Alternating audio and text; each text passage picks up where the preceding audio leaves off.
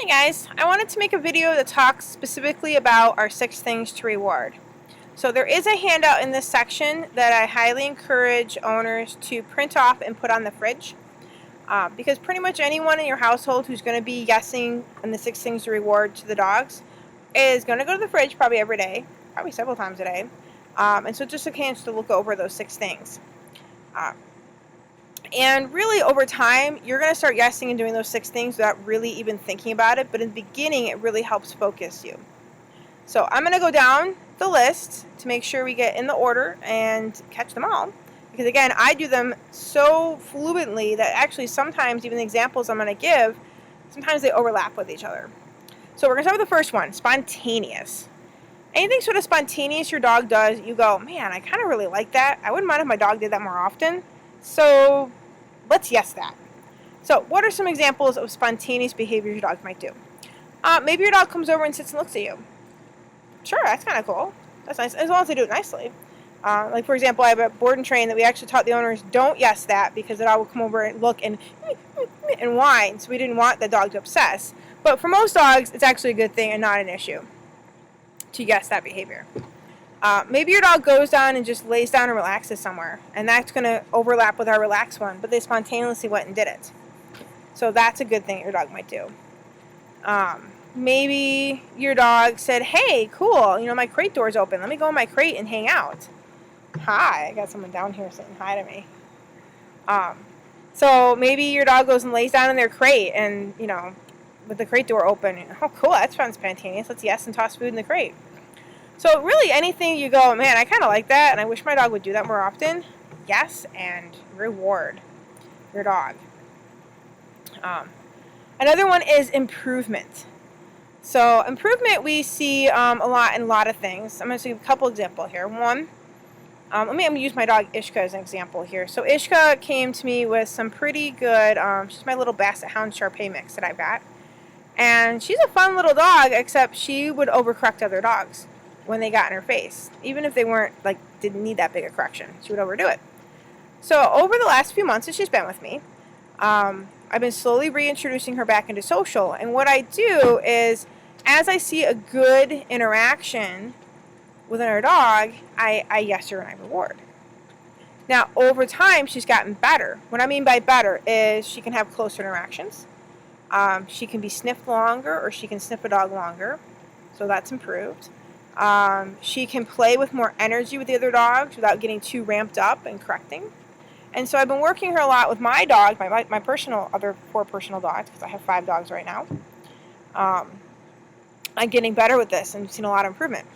Another example could be leash walking. So maybe when I start leash walking, my dog is all over the place, everywhere, when I'm leash walking. And then as they kind of start to get closer to maybe I'm trying to teach a heel position. They go closer to my heel position, and I say, oh, yes. And I reward the dog there. Get to get a little closer. And as they get closer, I start yesing closer. And as they get in the position, I start yesing more there. And they get better and better at, staying in that position longer voluntarily. They get better at, finding that position more quickly, doing it with more distraction work. They just get better. So those are kind of some examples of improvement when your dog gets better at something. Another one is going to be compliance. So if I ask my dog to do something, whether it's go in the crate, come over to me. Actually, recall has its own category in this thing, but again, overlap. Maybe I ask my dog to sit or down, or bring me a toy, or usually compliance is something you've asked your dog to do. And it can just be anything. Maybe give you a paw, or hey, I'm going to trim your nails, and your dog complies, meaning they do what you want. We're going to yes. And in the beginning, we're going to yes it a lot. And then again, just like with everything that we do with our 6 things to reward, over time, we can gradually fade food. And really, fading food means that we have longer time between yeses, is really what that means. Relaxation. This one's actually got its own category called DRR, which you'll see later in this course. Anytime my dog starts to get more relaxed than they were the moment before is when I'm going to start yesing them. This can be really great for dogs that are either anxious or hyperactive or just don't know how to chill. And just knowing that as they're as their energy level goes down, they're going to get yesed. And that it's not the position they're in, it's not the sit down or stand that does the yesing, it's their emotional state, their relaxation state, energy levels. So that one you're going to see the best by looking at our section specifically on DRR and by watching the Otis lessons, because you can see us do a lot of relaxation work with him, and I encourage everyone to watch Otis's lessons, which are in their own section. I think they're closer to the bottom of the course here. So recall, when we recall our dog, either when we call our dog to come or when our dog voluntarily comes. So sometimes when my dogs, or even I'm working at board and train, just comes over to me, I might just yes them for coming over. Why only yes them when you call them? Why not yes them anytime? That way they already are thinking about, man, even when I just volunteer, I get something out of this, versus, oh, I only get something out of it when she tells me to do it. So I do it even both times for the dogs. Our last one is correction.